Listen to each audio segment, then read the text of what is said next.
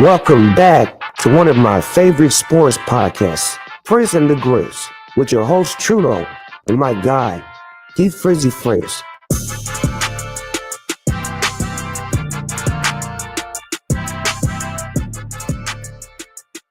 Hello and welcome back to Frizz and the Grizz. It's your boy Trudeau. Thank you for joining us live Monday, December 1st. You can check us out live on Facebook, YouTube, or Twitch. Get that Twitch handle at @dfrizzy_Frizz5. And if you want the full show next day on podcast, Apple, Spotify, all those good places, just remember, help your boys grow, hook us up, rate, subscribe, review. Good show today because it's going to be probably all football, which makes D very, very happy. We're going to talk some NFL. We have a tier maker to go through with you guys. Open to suggestions in the chat. And D, he's got a new coach. We're not going to get to it just yet. We'll get to it in a few minutes. But first, D, what it do? What up, brother? What up? Happy Monday, man. How's everything going with you? Mondays are always tough, but after the long weekend, dog, it ain't it, man. It ain't it. Facts. Well, it's weird because we had so much time off, and I guess it's not even a bad thing, but we thanked our kids. We thanked Harlow and Peyton. We're like, you girls did really good over the 5 days that we had to handle you guys for 24 hours because it's a long break. Like they don't have school, can't really give them to their grandparents because grandparents are usually away. Like it was a lot. And on Sunday, we were like, you girls did really good. Not driving us up a wall. So that was a really great end to the weekend. That's all. That's how you know when you've been a parent for a while. When you're just thankful when your kids aren't just going off the wall by the end of the long weekend. I feel you on that one, man. I understand how you feel. You know, by Sunday, you're like, fuck, I can't wait for preschool the next day. But I'm glad you had a relaxing, chill 4-day holiday, 5-day holiday. 5, man. Yeah, it was just a long time off. Thanksgiving was great. I'm hoping that yours was. It was a lot of eating. Even got my fat ass up and went to the gym on Saturday. Very proud of that. Yeah. Things are looking good, man. It was a great end to the month. There was a lot of good football on this week. Thanksgiving games. I think all of them were upsets, right? All of them underdogs won. Yeah. I mean, we're gonna dive into it, but yeah, there was all upsets. Friday game was good as well. It was just a really good weekend of football. Unpredictable, but good. That's how the NFL's been. As you said in our chat, like we joked around about like not knowing anything about football. I don't know shit. Literally still don't know anything about football when it comes to the NFL this season. Like everything is so random. This might be the year where we just watch and enjoy. Which is nothing wrong with that. There's like we want there to be, just like everybody says in the NBA, like we want there to be a clear-cut like champion. Like we want so that we can root against them. In the NFL, there's really not that team right now. No. There's just a bunch of teams that we think are contenders, which, foreshadowing what we're going to go over. But there's no like clear-cut team that we look at and go, oh, we hate them. We hope they don't win. Like I think that's dead. Yeah, I don't love it, to be honest with you. I liked when there was 3 or 4 teams on the top that were like they're going to meet in the conference championships games. It's going to be dope as hell. But like once some great games though. These playoffs are going to be so unpredictable and so random. Vegas is going to make a boatload of money off people in the wrong way. That is very true. All right, I don't want to delay this anymore, D. I know you're excited to talk about it. You have a new coach.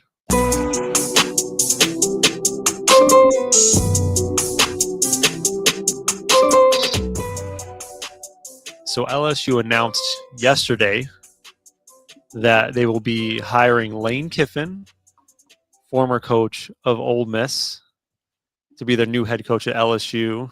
And he had said prior that he was going to wait until after the Egg Bowl against Mississippi State before making his decision. I've heard a lot of things in the past 48 hours about what went on behind the scenes from Ole Miss side, Lane side, LSU side. But first, before we get into any of that, you're an LSU fan, diehard. That's your favorite team. You support them through and through. What is your initial, just like not thoughts about the situation, but just like how happy are you with this decision? Scale of 1 to 10, I'm out of 20. This is a great offensive-minded coach that is a culture coach. Like he's not from Louisiana, but he's a Southern coach. He's been in the SEC for a very, very long time, so he understands how to move around the SEC. Someone like a Brian Kelly, didn't really know how to move around, right? Expectations, even with him being at Ole Miss, like he's coming from a background with the expectations of being the offensive coordinator at Alabama. So I think his style, his grit, and his like standing on business, I guess is the phrase of 2025, 24. Like he does that. And I think you're gonna get a roster. Obviously, the roster that's there now is gonna get flipped at some point, but you're going to get a bunch of people that buy into what he's selling the same way that they did at Ole Miss, and he turned them into contenders, the same way that he tried to do it at USC, and they wanted him out, but like the team wanted him there. I think you're going to get that as a running mate with the top dogs like Georgia, or even I guess you can say Texas in the SEC. Georgia and Alabama are the top tier teams, and I think now LSU, because of coaching, they're on the cusp of that as well. I think as far as getting your program to where you want it to be in LSU, right? It's a good call. He's definitely an upgrade. I think even before how poorly it went with Kelly, I think he has shown to be a very good college coach, very good recruiter, right? And again, like you said, great offensive mind. So at the very least, it's going to be exciting. I would say this though, not to like pour cold water on the thing. That's what you're doing, but go ahead. Yeah, like if you wanted stability in LSU, which again, like the coaching search we talked about offline has been kind of a clown show there. No, Say no. It ain't about. It's no, not the search. You said this S word. It's not about stability. It is far from that. Yeah, like this is going to be hot and fast with LSU because I'm just looking back at Lane Kiffin's career as the coach, and everywhere he has gone, things have burnt down around him. Granted, Ole Miss was Ole Miss is. I get where you're going with this, but like Ole Miss wasn't burning down until the job became available. Yeah, and I mean LSU is one of those jobs too, where it's like I don't think you go anywhere higher than LSU. Like no, you could do Florida State, Alabama, LSU. Texas, like some of those premier programs, like you're not getting any higher. Florida State, but yes, I know what you mean. Well, you know what I mean. Like that's a historic program. Mm-hmm. But yeah, USC OC. He was the offensive coordinator under. Was he working with? He was with Saban and them. Yeah. No, at USC was he? Oh, at USC he was by himself. Was he not under Pete Carroll? Pete Carroll. Geez, Pete Carroll hadn't been at USC since. I meant before his Raiders tenure. Oh, I don't think he was on that. I don't think he was on that staff. I think he was just the head coach at USC. When did USC have Reggie Bush? Like 2003, 2004. Yeah, he was actually on the staff with those teams. I thought he was at Bama that whole time. Okay. No. So he goes from USC to Oakland Raiders. That was a complete disaster. He was terrible head coach there. And ran out of town. Took the job in Tennessee. The owner, who was the owner of the Raiders? The Davis family. Oh, Al Davis basically told Tennessee, "You don't want to get in bed with this guy. It's a disaster." He basically runs out of town, leaves Tennessee for USC. People are burning couches, but there was like a riot on campus when he left. USC was a disaster. He got fired. Goes to what was it? Bama. Florida Atlantic? FAU, but he was at Bama first, but yes. Yeah. Florida Atlantic, then turn their program around. Yeah. And LSU. I'm just saying, if you want long-term stability. It's not about that, though. You don't care if this thing burns to the ground for 4 years? Nope. You want to know why? A, I'm not paying, so that doesn't bother me. B, it's about championships. It's not about just having, because if they wanted stability on just getting to 10 wins each season, they would have kept Brian Kelly. He'll get you there. This year would have been the bad year, but he would have gotten us, like I said 3 years ago when we hired him. He's going to get you 10 wins, top 10 recruiting class. That's not enough, right? And it's championships. And I know that people are like, oh, LSU wants to be Georgia, LSU wants to be Alabama. LSU's won more national championships than Georgia since I've rooted for them in 20 years, 20 plus years, whatever, how long it's been since 2001. My goodness, it's more than 20 years. Like LSU has won more national championships. So like, it's not a measure of just getting to 10, 12 wins now. That's not enough. You have to make the college football playoff. You have to be in contention for a conference championship, and you have to be in contention for a championship. Brian Kelly isn't going to get you there. Someone like a Lane Kiffin will. And if he doesn't in 5 years, guess what? You fire him and you get the next hot thing that's out there. We've been talking about, not trying to make this about Bama, but like we've been talking about Caleb DeBoer being on the hot seat for the last 2 years because the expectation is to win a championship. Ryan Day, who won a national championship last year, was 4 weeks away from being fired prior to him winning a national championship because he lost to Michigan. Like there's levels to it. So I don't care about the 10-year stability. Don't need that. If he comes in and he Ed Orgeron's it, wins the championship, and he's gone in 5 years, I'm happy. Okay. Good. And then you flip it and you get another coach. There's only one Nick Saban. Remember that.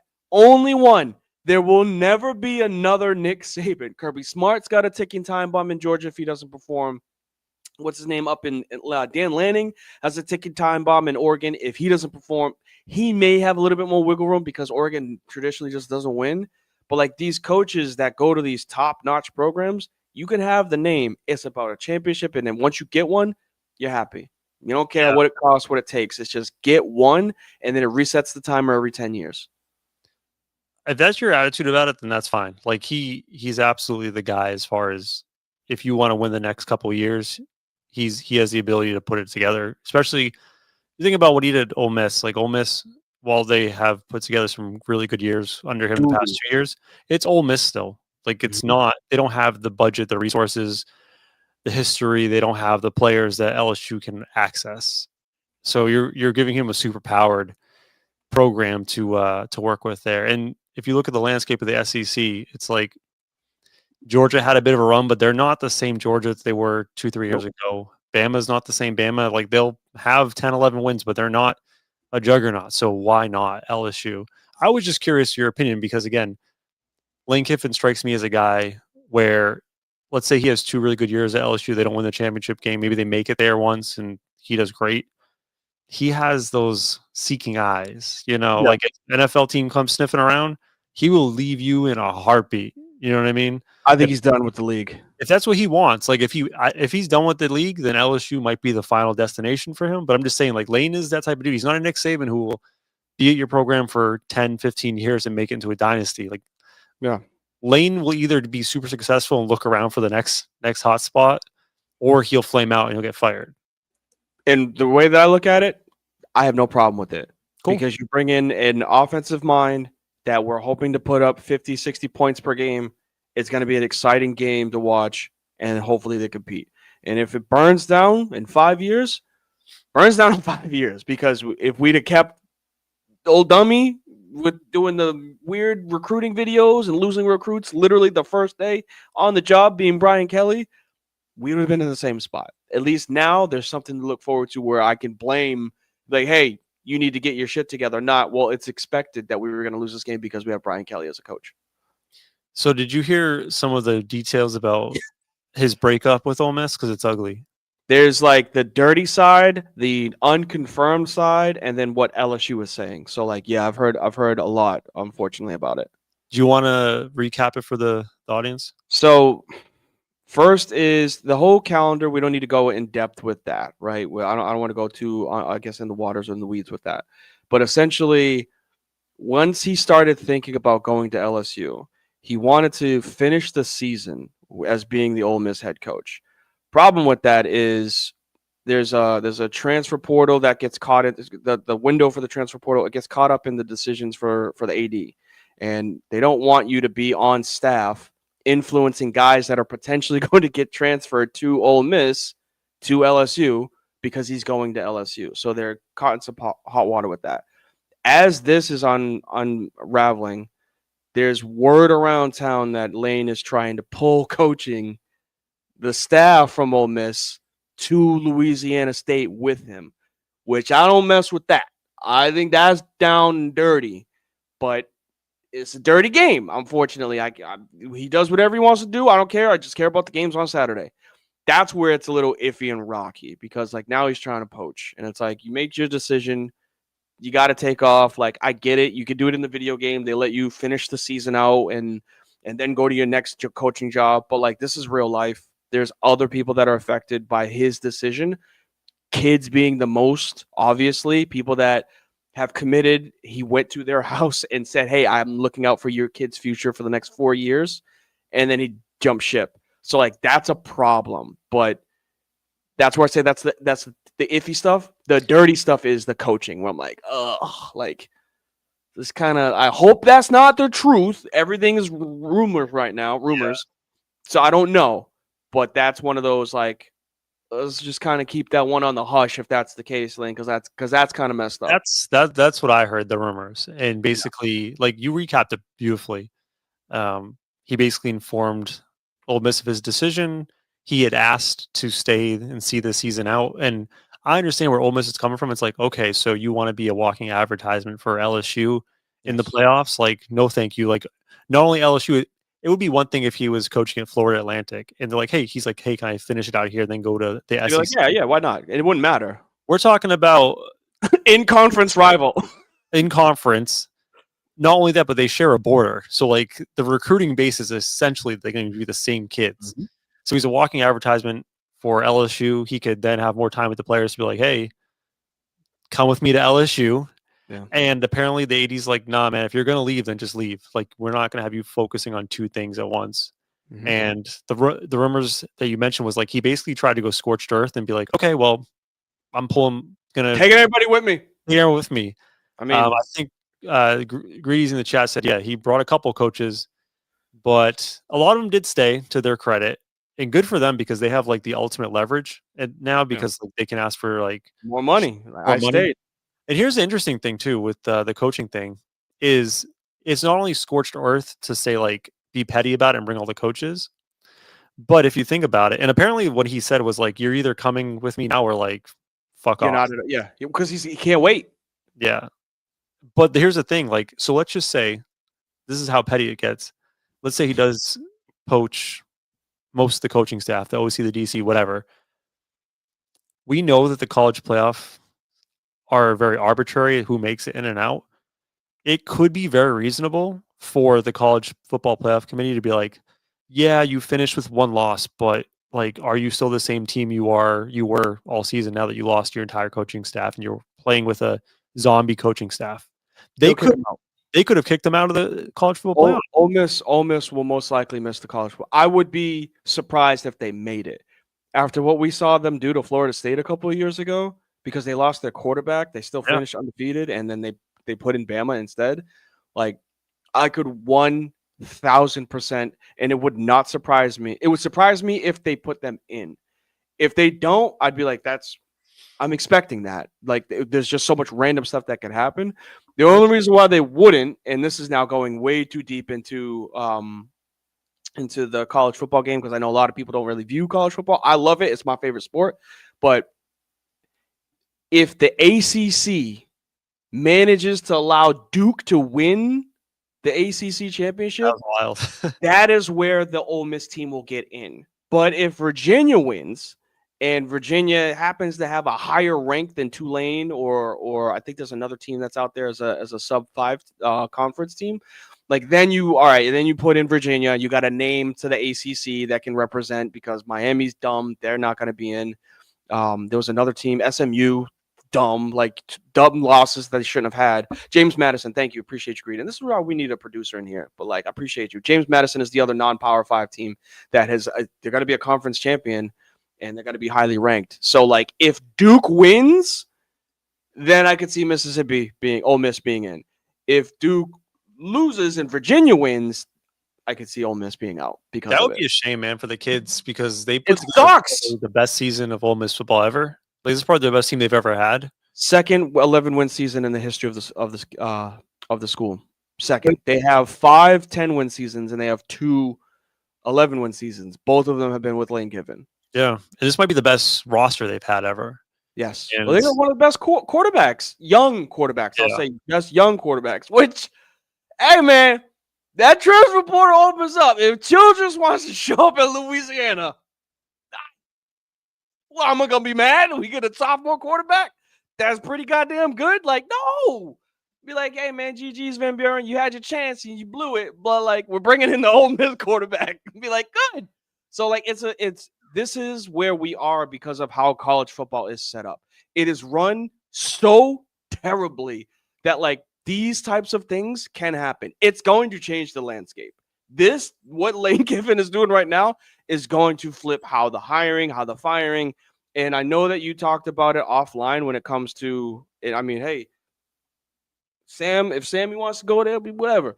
But if with what just happened, I think it's going to change the way that coaching, hiring, and firing is done.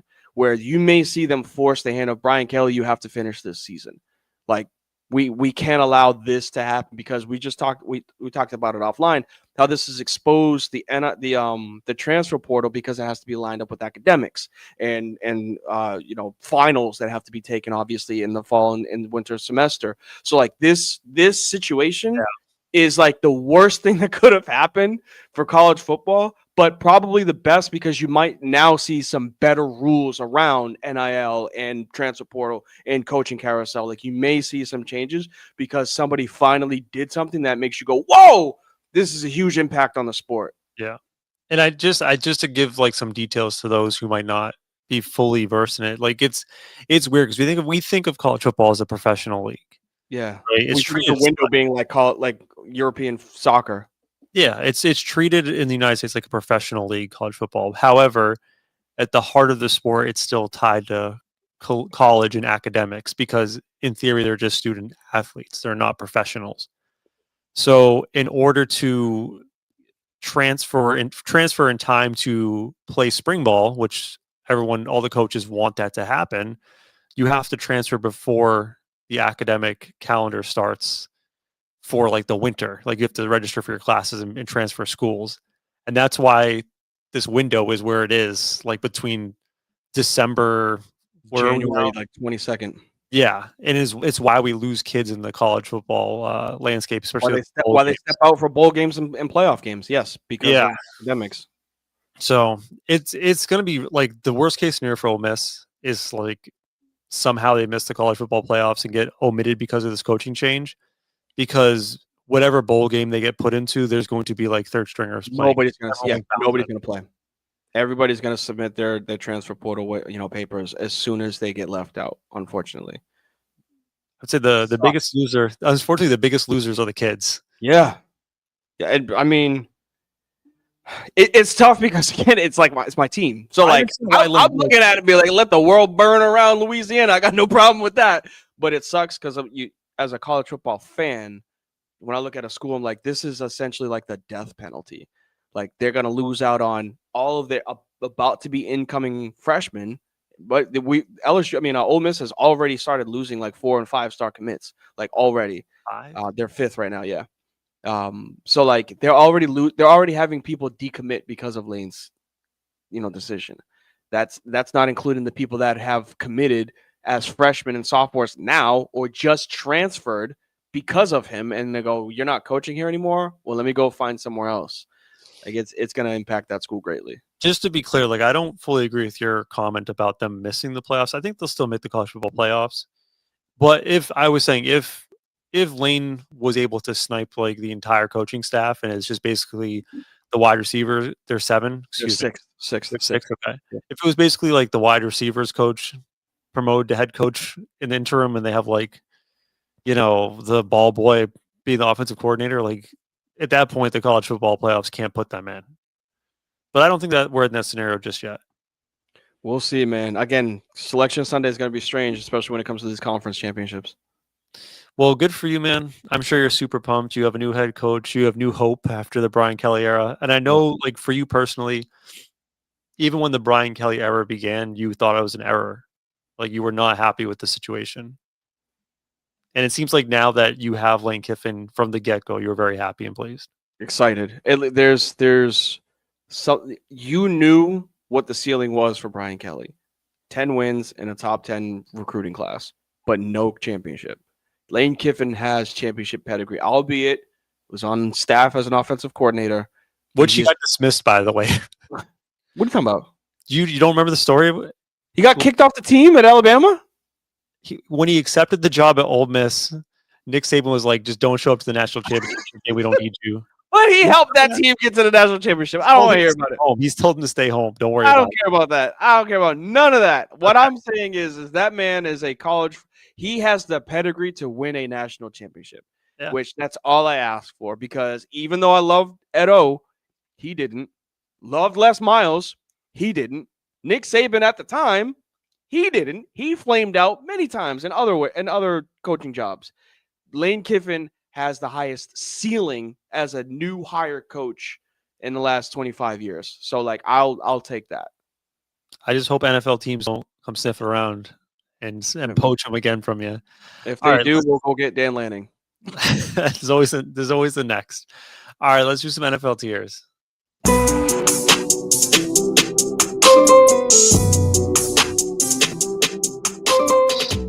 Appreciate you guys in the chat. We're gonna need your help for this one. We want to have some fun, just do something kind of casual.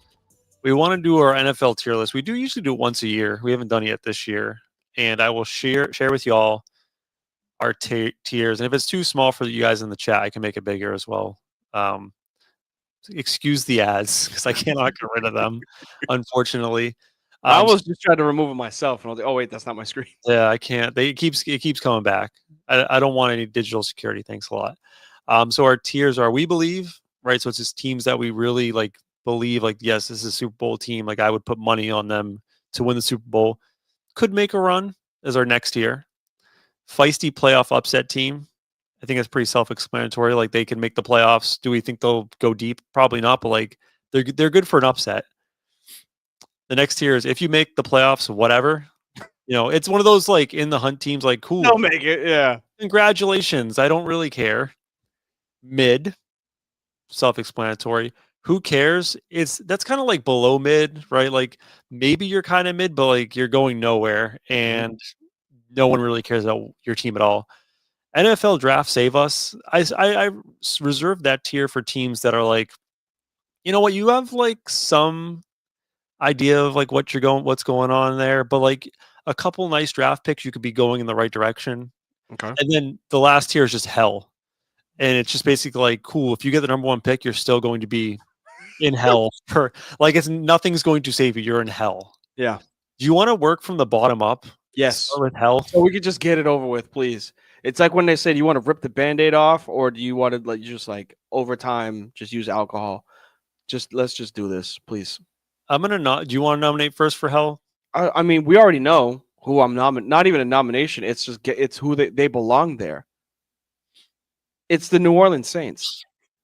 It's unfortunately my favorite fucking team is up there for one of, if not the worst team in the NFL. And we're not quite the Aints yet, where we have to put the bags over our head because they're trying to put out a product there. But chat already sniped you. Yeah, thank you, Greedy. It is what it is. As much as I hate that phrase, like I have to just accept that I'm rooting for the worst team in the NFL. They're in cap hell. They have one of the oldest. Yeah, you can go look at it. What's your record? Are you not close enough to get like the first pick, maybe, and maybe get? They're in the bottom 3 right now. They're 2-10. Okay. Are you? Let me just ask you this question: Yeah. If you're the Saints, could you draft a quarterback number 1 and feel like I'm turning things around, or no? No. You're just in hell. Okay, fair enough. Not just the quarterback away. Quarterback is an answer, is one of the answers, but it's not the answer. Without wasting the whole time about my team, like no, they're in hell because their salary cap sucks, their draft capital sucks, their contracts that they have for older and younger players are terrible, and there's no assets to trade. You can't get rid of Kamara. If you do, the city will burn down. You can't get rid of Cam Jordan because the city will burn. You literally can't get rid of those 2 players, and they're costing you the most. So, like, you're stuck with Taysom Hill as a 5th highest paid player in your team. He is a 2nd-string tight end, 5th-string quarterback playing wide receiver. Like, that's what you have. All right, I got 3 nominations. Cool. Some of them could go to NFL Draft Save Us. I don't know if the Saints are the only hell team, but if the chat has any options, let me know. The New York Jets, are they in hell or could they get saved by the draft? It feels like they just tore it all down. So like I don't think a single draft class can actually save them, but I like the direction they're going. Are they NFL Draft Save Us or hell? I don't think they're in hell. I would promote them for draft save us because they could flip their team with a couple of pieces. Quarterback being one of them. They don't have an expensive roster. New head coach obviously is a big factor. Last year they had a good defense.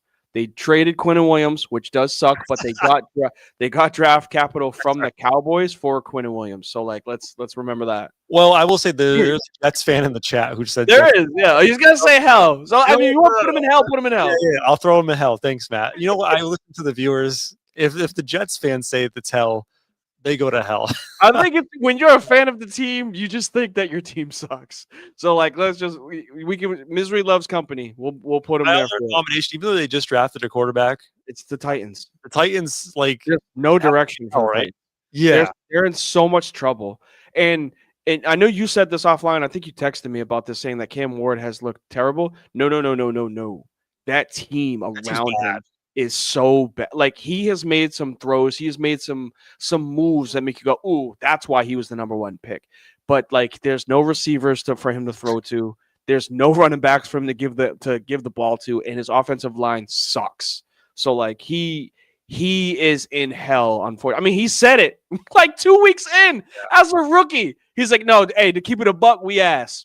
And like, you don't hear that from a rookie quarterback 2 weeks into the season, and nobody said anything because he was telling the truth. Like, he didn't get any backlash for calling his team ass. I just like Cam Ward's, in theory, sounds exciting. Like, he can make a couple highlight plays. But the thing that I'm with you, they belong in hell. They're just so deplete everywhere. I can't think of like a single thing that like the Tennessee Titans do well. They have a very good defensive tackle. I'll give him that. Coach, and now he's in New England with 10 wins. But they're in hell. The only other nomination I might like, this is controversial to put them in hell for a different reason. Hear me out on this one. Do the Miami Dolphins belong in hell? Because they are stuck with some bad contracts. Like, I can't figure out ways for them to get out of the situation. Or who cares? I'd put them in who cares. I'd skip over draft and I'd put them in who cares. Because there's literally nothing that they could have traded Tyreek Hill and it still wouldn't change anything. Those are my nominations. I think you're missing one team for hell. Ooh. The Las Vegas Raiders. Oh, yeah, you're right. They are in hell. I don't know what is going on. They had a playoff contending coach in Antonio Pierce. They fired him. I don't get that, to bring in John Gruden. Like, the 90-year-old coach. No. They'll justify it. It doesn't matter what you did. It doesn't matter why you fired Antonio Pierce. You brought in a 90-year-old gum-chewing Pete Carroll. That's all he does. Doesn't coach, doesn't progress his team. He sits on the sideline and he chews fucking bubblegum. They needed 5 offensive linemen, and they drafted a running back and said, we have a shitty offensive line, but go figure it out. They said, oh, Geno Smith, what was the line that he used? Like, something about payback or something like that. Like, and no. He ain't paying nobody back. Whatever money you got from the Raiders, you need to hand it back to the organization because he's terrible. Trey Tucker is their number 1 wide receiver. That's bad. If their only saving grace on that team is that they have their lineman. Who's the DN? Max Crosby. Max Crosby. That is it. Nothing else is good on that. Their tight end's excellent. He made a great catch, but he's missed, I think, 6 games this season. I was gonna try to convince you to put him in NFL draft save us, just because again, like, could we fix offensive line in the draft and turn around, but they get a lot of fixing in that draft if that's the case. By the way, sneaky trade target next upcoming offseason for them. I could see Mac Jones being a Raider next year. Yeah, but what's that do? What does that do for you? Nothing. Fair enough. All right, NFL draft save us. So it's teams that are not hell, but a couple of picks here or there, they could be in the right spot. I think the first one is probably going to be the Browns. Are you with me? Yeah, because they're not. Who cares? They're a good defense. Like, their defense is excellent. Top 5. I think they're like the number 3 defense in the league. They definitely need some offensive line help. It's one of the worst in the leagues. Mm-hmm. And if they have 2 first overall picks this year, right? Because they traded with the Jaguars. So, like, could they draft you're going to get mad at me. Could they draft a quarterback in the top 3 and then use the first round pick to get offensive lineman, second round offensive lineman? This is like, the Browns could turn this thing around. NFL draft save us. I'm not mad at that. Obviously, if they draft, I want them to draft a quarterback, because then that means they get rid of the quarterbacks that they have on their team. Get Shador somewhere else, please. So I wouldn't be mad at that happening. I'd agree with you on draft save us because you get an explosive player for offense, you get a quarterback and some line help, you should be in a better spot. They don't they need somebody that can help them on offense other than Judkins, who just got hurt, and a 17th string running back that nobody really knows. Jerry Jeudy is the worst wide receiver in the NFL. And then they have like Cedric Tillman with no tight. I think David Njoku, who's been in the league for feels like 10 years, is always a great Madden player, but never a great tight end in real life. So like they are offensively challenged, and if they can find those right pieces in the upcoming draft, I think they would be a better team in that division, which seems to be always up in the air for some reason. Can I offer a weird submission for NFL Draft Save Us? Yeah, I got one too. When you're done, can I offer you the Minnesota Vikings? Is that too early for them?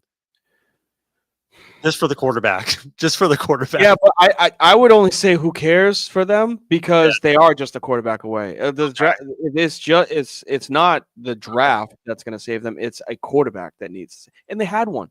They had a really good one, and they let him walk out the door and go to the team that now has 11 wins, or 10 wins, whatever the Seahawks have. They're only 9-3. Sorry. Where are you going? I'm going with the Arizona Cardinals. I think it's time for them to burn it down and realize that Kyler Murray is not it. I think they have a great young coach that will give them an opportunity to be better.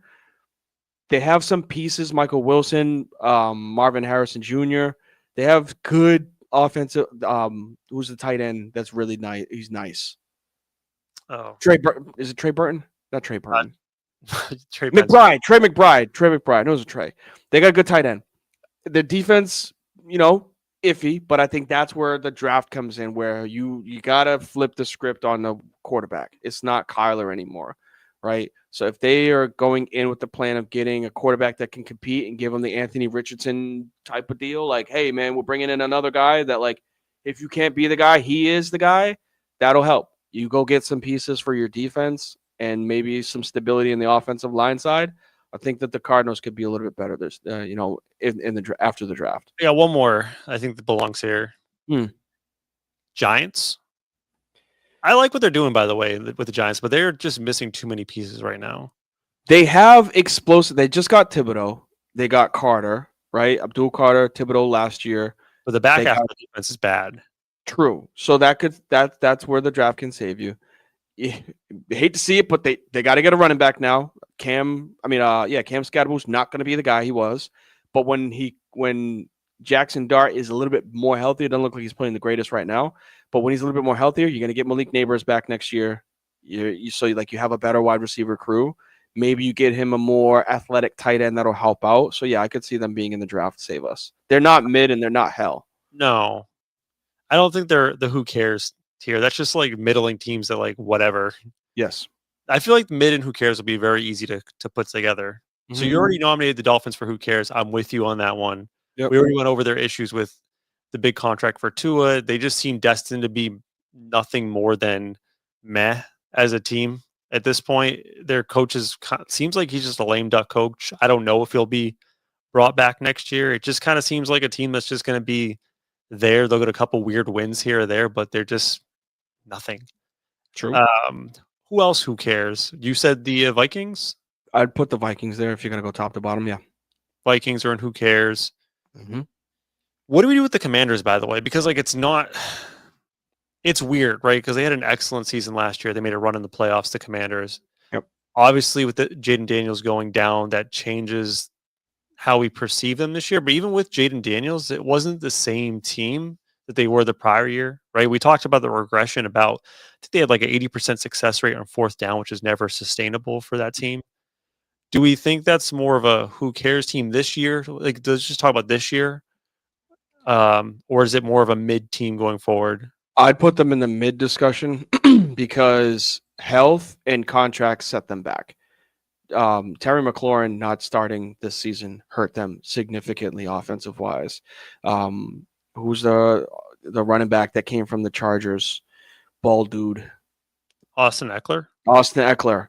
That was their biggest signing as they lost one of their big running backs. Like, not good, right? Like they leaned on their running game last year, Brian Robinson Jr. being one of them.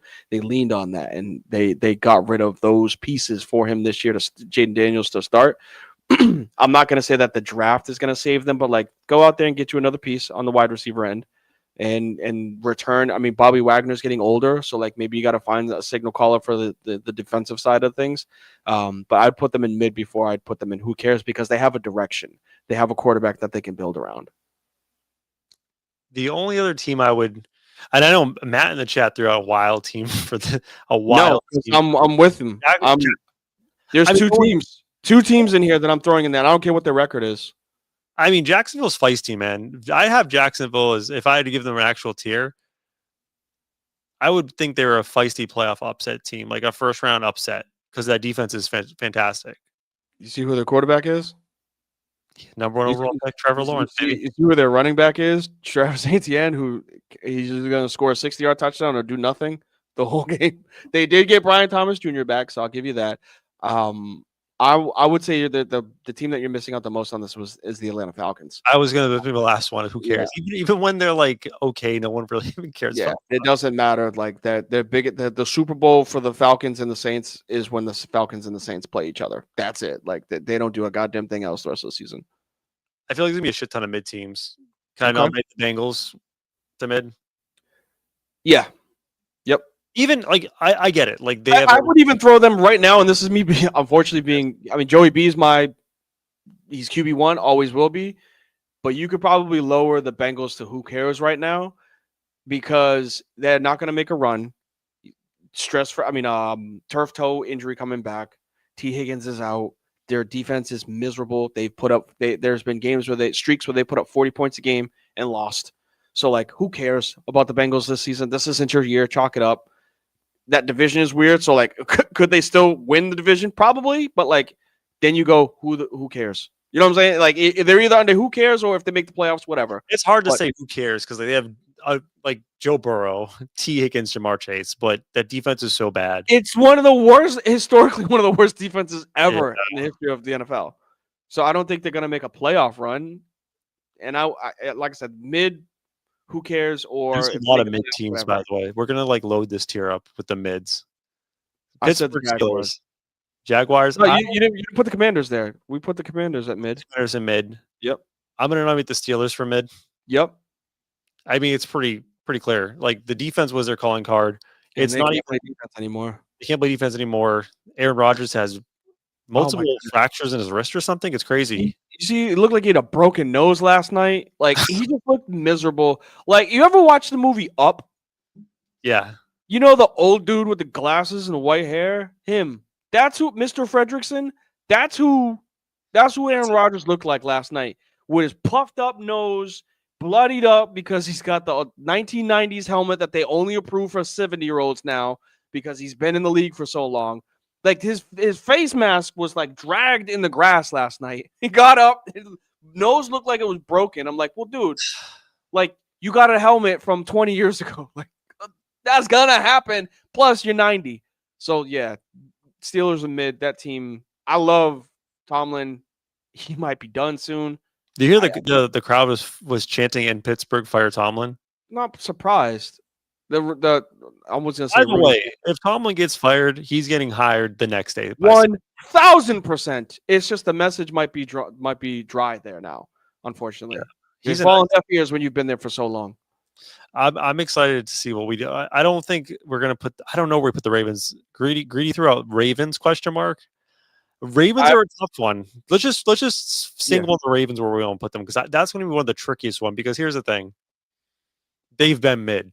Mm-hmm. Like the past couple of weeks, and I believe they are mid because Lamar is still not right. Like he clearly is not running. Like he had 2 lower body injuries already this year. There's something clearly not fully like right with his legs. If he gets healthy, like that could be a really dangerous team. But again, Lamar is hampered. Derrick Henry fall off is real. Like this right now, the Ravens do feel mid. What do you want to do? If we're ranking them now, you got to jump 2 tiers. If they make the playoffs, they could upset you. Really? You got them as a oh man. They just lost the Bengals though, man. I don't care. It's Lamar Jackson. I fear more of the Ravens 4 weeks from now than I do the Bengals. Because if Lamar gets back to being healthy, that team is, like they just said right here, the most talented roster, and that matters. Like that's just what they are. Offensively gifted, wide receiver group, running back group, quarterback group. Yeah, Defense is tough, but I would put them, because I'm not ready to call them mid yet. They still have a chance of winning that division because the Steelers are trash. Somebody's got to win the AFC North, right? And I don't believe in the Steelers if they make the playoffs. I don't believe in the Bengals if they make the playoffs. But I do believe in a coach that has won a Super Bowl and the best player in football. Right now they're a 4 seed. That's wild at 6-6. Yeah. So I would just say if they make the playoffs, they could upset you, honestly. But that's me. You don't have to go off of me. You won't put them mid. You can put them mid. Here's the thing. I think they've been mid, right? And this is a debate we're going to have, and people in the chat are having right now. They've been mid. I agree with Greedy. They've been mid. The defense has been bad. The offense looks bad. They almost lost to the Jets. Like, they have not looked good. But it's hard. If they do get healthy, that's a team I still don't want to play. No. So not at all. I don't want to play defense against Derrick Henry in the playoffs. I just don't. I don't want to play against Lamar Jackson in the playoffs. That too. As long as Harbaugh keeps it as a running game, not passing. All right, let's rat-a-tat-tat a few more mid teams. Already 9, damn. Panthers mid. I know you love the Panthers because you're in Carolina, but I'm gonna not. No, they're not mid anymore. I think that if they make the playoffs, whatever. I think they've graduated to that. But they're so up and down. Like, they'll look great this week, have a massive upset. So how can you call them mid? They just beat one of the best teams in the NFL. Then they'll go out next week and just lose by 40 points. They could, but if we're doing it as of right now, I think if they make the play, I think they are a playoff team, and if they make the playoffs, whatever. All right, fine. So I'll put them there. Then I'll also put the Bucks there too, because I feel like it's both these teams are confident and they're not mid. The Bucks are not mid. I know that Baker tailed off when it comes to his MVP campaign. Unfortunately, he's on the Bucks too. It's a very similar. So hurt. Well, Baker is he got an AC. Like, brother, my bone is still popping out because I got the same thing. You can't breathe with a separated, even if it's your non-throw. I'm a righty, right? Even if it's your non-throwing arm with a separated AC joint, it is hard to breathe. Like that is connected to your chest. So like Baker is just torn up. So they're not mid. They're not who cares. If they make the playoffs, whatever. You got through the season. Like, let's just get to next season. That's where I put them. There has to be more mid teams. Out of that group? Not really. No. No. So, I think there's going to be more of this group if they make the playoffs, whatever. Because what's happened? My first nomination for this one would be, since you don't want to put the Jags in mid, I'm gonna go Jags. I don't care about that. I think that's a fair one. If you want to put them somewhere else, that's fine. But like, they make the playoffs, they're not making a run. Not with whatever they had between the coach and the quarterback at the beginning of the season. I just don't. I don't trust that. I'm also gonna. It might be controversial because we're 4 weeks ago. I don't know. Throw them in there. I'm so off the Danny Dimes wagon, unfortunately. Well, do you know what happened to Danny Dimes? Are you aware of what the situation is right now? Please tell me he's like going through a divorce. No, he has a fracture in his leg. Okay. That sucks. He has not run. If you wouldn't say it was something mental, I'd be like, that explains the way he's played like shit. But like, you're saying physical. Yes, that's terrible. Partially broken bone in his leg and he's still playing. Yeah, so like, of course. If it's going to impact the way the team is, because now teams are like, look, he can't run anymore. That's what I'm saying. Teams are loading up against Jonathan Taylor now, which is why he's tailed off in the last 3 weeks, because they don't fear the passing from Daniel Jones. So like, let's stop the run and see if Alec Pierce can beat us. Is it hot takey to say that the Bears belong in this tier, even though they're the 1 seed? What's the tier up? Feisty playoff upset team. I'm not there with the Bears, man. They've won every game. They're insanely but they're winning games. They are winning. That is their defense is playing great. Like they were such a bad defense to start the year too. So but they're playing great right now, and that offense is very, very mid. Caleb Williams is just doing whatever he can to not lose the game. He's not turning the ball over yet. I would put the Texans in if they make the playoffs, whatever. Yeah, I'm with Greedy on that one. Thank you, Greedy. Texans under mid or under if they make the playoffs, whatever. If they make the playoffs, whatever. Yeah. Just because the offensive, I'm going to move them up a little bit. Just because of offensive line issues. Defense is fantastic. CJ looked good, but they could win a playoff game. They could win a playoff game like winning 10-12, but I don't trust that offensive line against a playoff team. Yeah. I would just it's weird because they're a 1 seed, but like I don't think that the Bears go in. Oh, you know who goes as there? a 1 seed? I'd put the Bears in at a feisty team to upset. They're not going to finish the season as the 1 seed, but if they get somebody in the wild card and they're the home team, I think they'll be considered the underdog, and I think they could win that game. That's where I would put the Bears. The only other ones that I want to throw in this tier potentially, and give me yes or no. Mm-hmm. Chargers, I feel like belong there. If they make the playoff, well, yeah, what's his name just broke his hand. Herbert like has some fracture in his hand. Yeah. Surgery that like I'm sure he's gonna play, but like you got a broken hand, like that's gonna impact throwing. Whether it's your yeah, like I don't believe in them. What do we do with the 49ers? Because they've been like incredibly just. Oh my god! Like, we talk about them and they're 8-3 now. Banged up too. Their defense is super banged up right now. I'd put them in a feisty team to upset because we've written them. For me personally, I've written them off. I've written them off the whole season, and then I look down. I'm like, they're 8-3. Like, yeah, they found a way to 2-quarterback it between Mac Jones and Brock Purdy to be 8-3 with a terrible. This is going to show you that Mike Shanahan is a hell of a coach. Kyle Shanahan is a hell of a coach. What were you saying? Can I ask you a question? Yeah.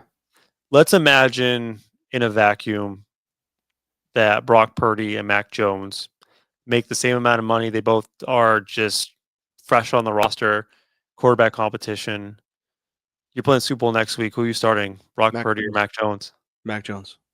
It's wild, right? Yeah. So strange. But like Brock Purdy, I think he might get hurt. That's just what it is. And he's so Mac, we knew what he was getting. We knew although like his ceiling isn't like a 400-yard passing game, we knew it's 250, 2 touchdowns, and maybe a pick. There's no consistency behind Brock Purdy. He's either throwing for 300 or throwing for 4 picks. Like it's so hot and cold with him. With Mac, as much as we clowned about him when he was in New England, we know what you're getting out of him. I'd put him there. Like they're not going to be. I need some clarification from Greedy because that might be uber disrespectful if he's talking Seahawks about as an upset, or if they make the playoffs. Seahawks are up, and it's because they got a great defense, one of the best defenses in the league.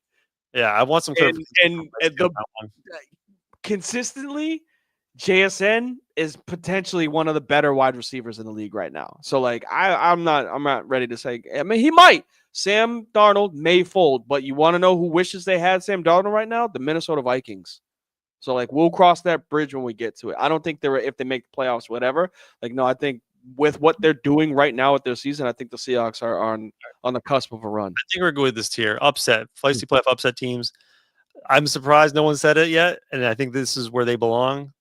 Man, you know I can't stand the Cowboys, but we said it last week. That is a Super Bowl caliber offense, and my goodness, did they show it against the Chiefs? It's like shooting fish in a fucking barrel.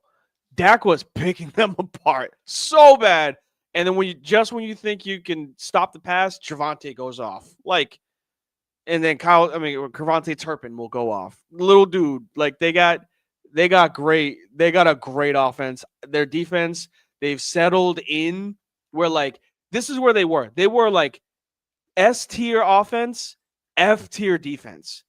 They've stayed at S-tier offense, and they've just brought their defense from an F to like a C. And that's it.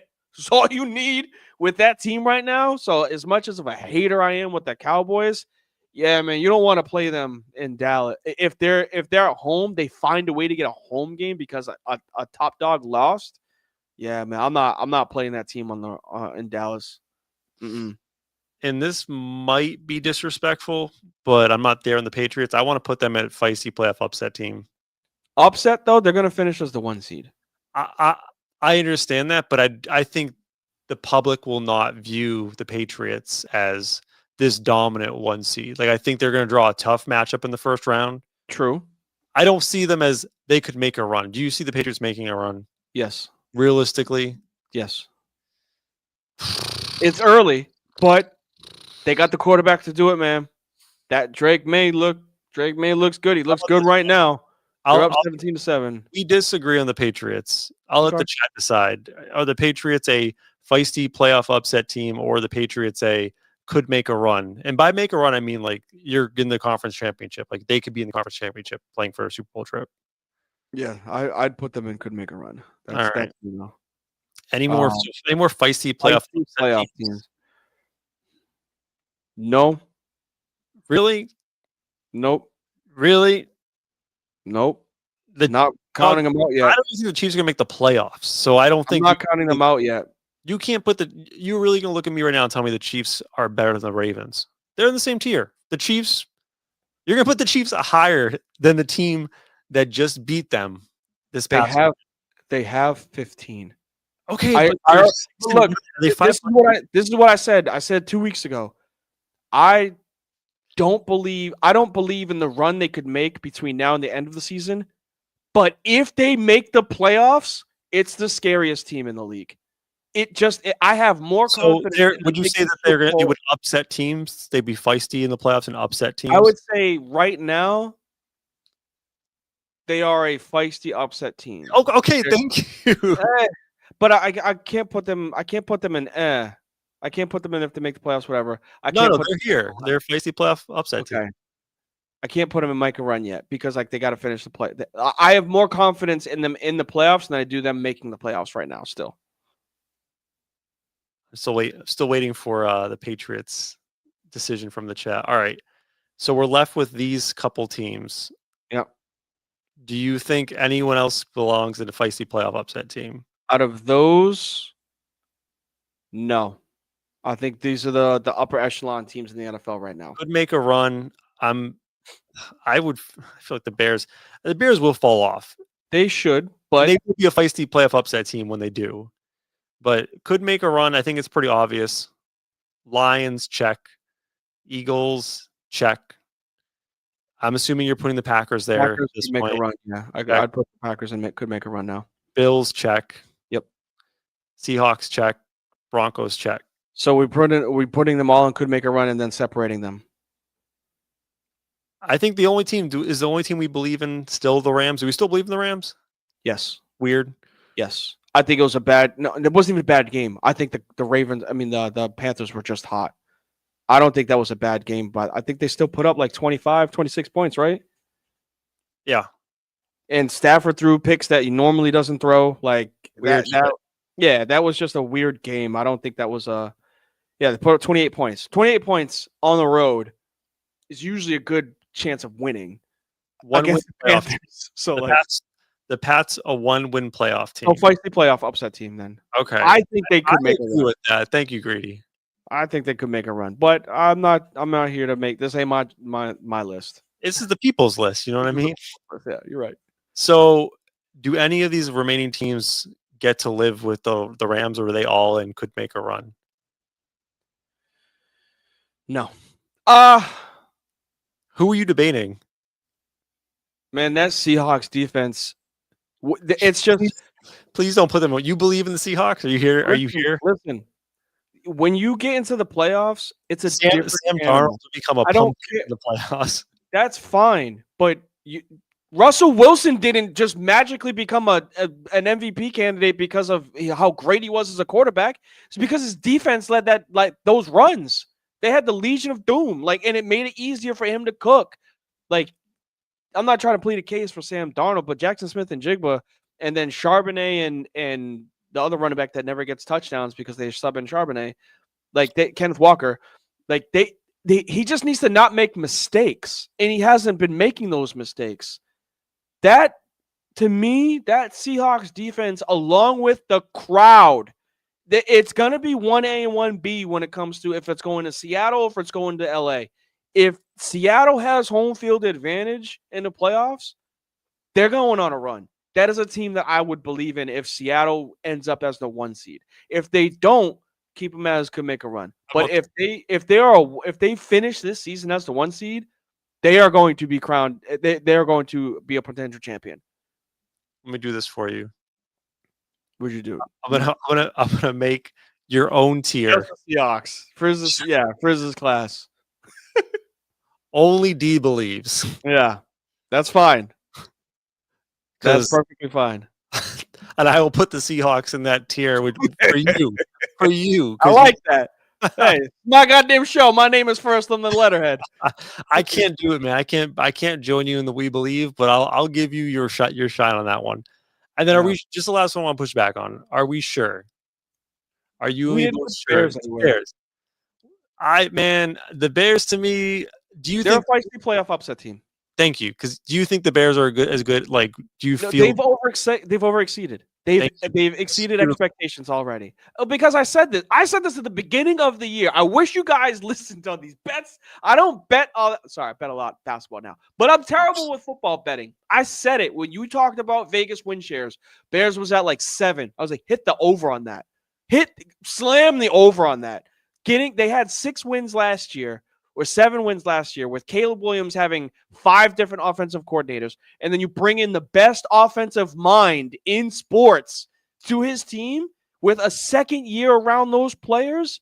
And look at what's happened. Granted, they've won just a lot of close games. He broke the team record for most fourth quarter comebacks already. They're 11 weeks in. So like he has that record. But that team is playing phenomenal right now. They're a feisty, upset team. I don't think they could make a run, but I think they've exceeded expectations for what everybody had thought at the beginning of the season, which is perfectly fine. This isn't their year, but it's not supposed to be. This is a fun activity. I like when we do the tier list. And appreciate the chat keeping us honest on these picks, especially Greedy and Matt. Really appreciate you guys. All right, let's do some closing takes. We'll get out of here for the day because as always, we were like, let's just do an hour and it becomes like a 5-hour show. That's how we do. But now it is time for closing takes. The show is coming to an end. But first, it's time to get to anything we've missed. It's closing time. 1 segment, 2 takes. Now go. All right, closing takes. It's a chance for me and Dee to shoot off one last take before we get out of here. It can be sports related, pop culture, whatever. It's our choice. Dee, I'm going to go with the NBA because we haven't talked about basketball all today. Just really quick, something that no one's talking about because it's not sexy at all. Did you know the Thunder are 20-1 right now? They have the chance of breaking the Warriors record. Yes, they have the chance of blowing the Warriors record out of the water. They're currently on a 12-game win streak. Their differential is the highest in NBA history, only surpassing their own from last year. Like, this team is unbelievable. And guess what, D? You got to talk about the picks. They own potentially 3 first-round picks next year, including a top 5 pick from the Clippers right now. This is insane what's going on in Oklahoma City. Like, we're seeing... The league is going to fuck around and allow one of the Boozer twins to end up at OKC. That's what's going to happen. They're going to get the number 1 pick, and the kid's going to play like 10 minutes a night because they're too deep.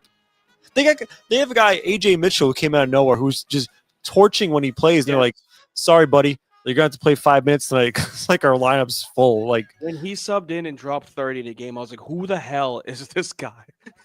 Serious question. If you took Shea, Chet, and J-Dubs away from the Thunder, they would be a playoff team in the East. Yes. Easily. Oh, in the East. I was going to say in the West. They're still a 4th seed in the West. They'd probably be the number 1 seed in the East if that's the case. It's incredible what the Thunder are doing, and it's just like so casual. No one's really following it at all. It's not like when the Warriors were on the run. They're like, oh. It's because it's not flashy. It's points under the perimeter, which is ruining the analytics right now. And I love it. It's mid-range and post-scoring. Everybody's like, it's a free throw merchant. No. There are people that have shot way more free throws than Shai Gilgeous-Alexander this year. and last year, and he's still getting his 35 a game. Like, it's insane what he does under the 3-point line. Their defense is just fucking incredible. It's crazy. It's horrifying. It's suffocating. Suffocating. Like, Better word to use. Yeah. All right. What you got for me, D? So 5 years ago, when LSU football was in the White House, they were doing the get the get. We don't got to do that anymore with the women's basketball team. Did you hear about this team? No. So the Louisiana State University women's basketball team has scored a combined 896 points in 8 games. They've blown out everybody that they've played. Granted, the competition hasn't been the stiffest, but they scored 108, 115, 118, 117, 101, Jesus. 112, 113. In their most recent win, they won 112-35.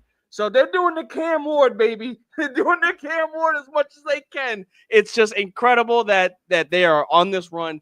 We saw it a couple of years ago when, oh my goodness, drawing a blank. She plays for the Chicago Sky. You know I'm terrible with names. Angel Reese?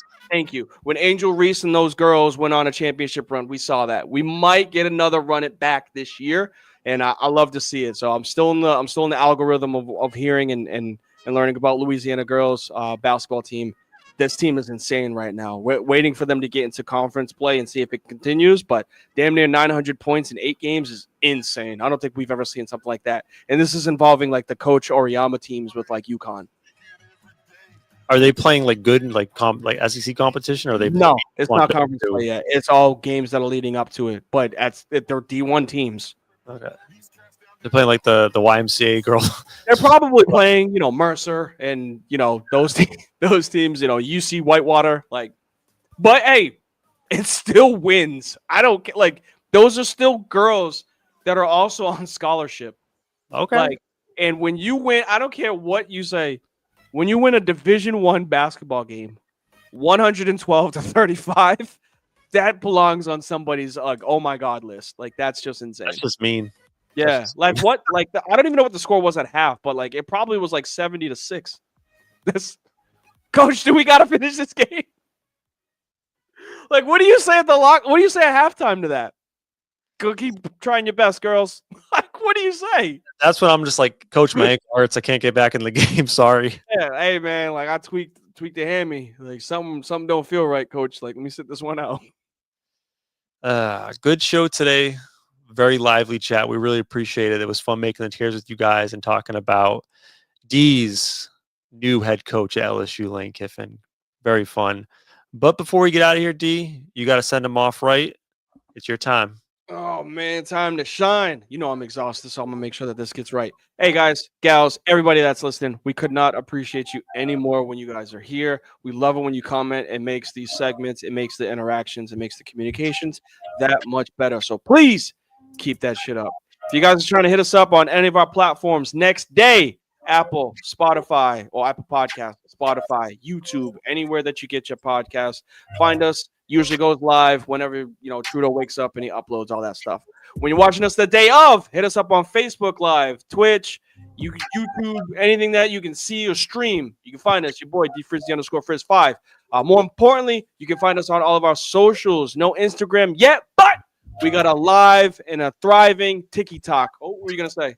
Tell them about we're going to be streaming on TikTok soon. Streaming on TikTok live soon. We got that many followers and that many likes where we now have the stamp of approval that we can go live on TikTok. That's going to be fun. I can't wait to see people live comment saying that they need to sell podcast equipment a little bit more expensively because that is the best comment of all time to get. It's the best compliment when somebody says that, right?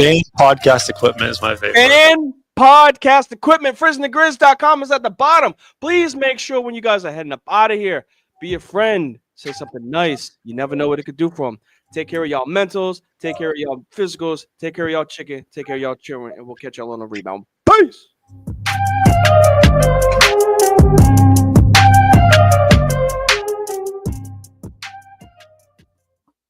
That's when it just clicked in my mind that if you just run through somebody's face, a lot of people ain't gonna be able to take that over and over and over and over and over and over and over and over and over and over and over and over and over and over and over again. They just not gonna want that.